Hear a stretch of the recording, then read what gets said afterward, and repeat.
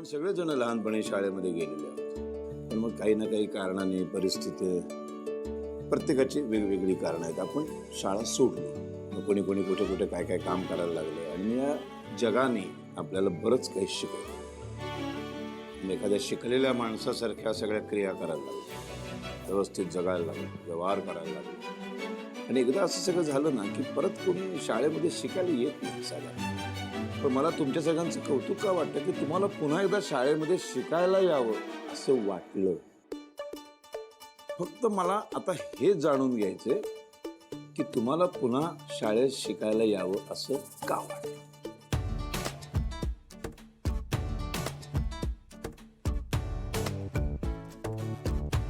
सांगा, घाबरू नका, निर्धास्तपणे सांगा. तुम्ही तुमच्या मनातलं काही इथे बोलू शकता. तुम्ही काय बोलताय ह्याच्यावरून मी तुम्हाला काढणार नाही. तुमच्याबद्दल मी कुठलंही मत बनवून घेणार नाही. सर, बोल. सर माझी घरची परिस्थिती नाही. नामदेव नामदेव नामदेव हो हो हो नामदेव, थांब जरा, बोलू दे तिला. एक तर बिचारी उभी राहिली सांगायला. तुम्ही घाबरवू नका तिला. बोल ग. सर माझ्या थोडं थोडं. सर माझी घरची परिस्थिती बरी नव्हती. माझे लहान लहान भाऊ बहीण होते सर. सर लहानपणीच आमचे बाबा गेले.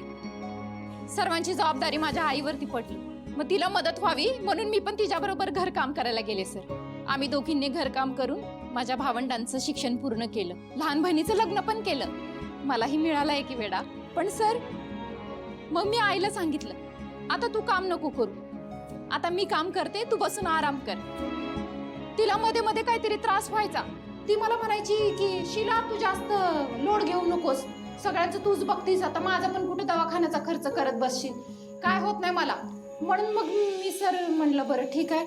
पण सर एका दिवशी आम्ही सगळे घरात असताना तिला तो झटका आला. काय स्ट्रोक का काय म्हणतात ना. स्ट्रोक म्हणजे अटॅक. हो सर, तो झटका आला सर तिला. आम्ही तिला डॉक्टरकडे घेऊन गेलो. पण सर डॉक्टर म्हणाले की थोडं लवकर आणलं असतं ना तर तुमची आई वाचली असती. तुम्हाला सांगते मी शिकले नव्हते. मला हा स्ट्रोक काय असतं ते मला काय माहित नव्हतं सर. मी जर शिकले असते ना सर तर मी माझ्या आईला वेळेत डॉक्टरकडे घेऊन गेले असते आणि तिचा जीव वाचवला असता.